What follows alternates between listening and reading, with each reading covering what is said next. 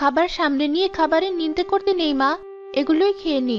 তোর বাবা তো একটা দোকান দিয়েছে, দেখবি এক সময় আমাদের সমস্ত দুঃখ কষ্ট কেটে যাবে। ভালো লাগে না, রোজ রোজ হয় দুবেলা পান্তা খাও, না হলে কচু খাও।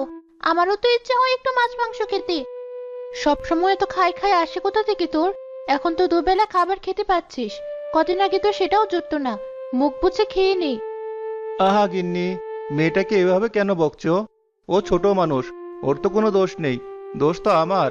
আমি অভাগা বাবা ওর, যে কিনা বউ বাচ্চাকে ভালোভাবে খাওয়াতে পারে না। বাবা,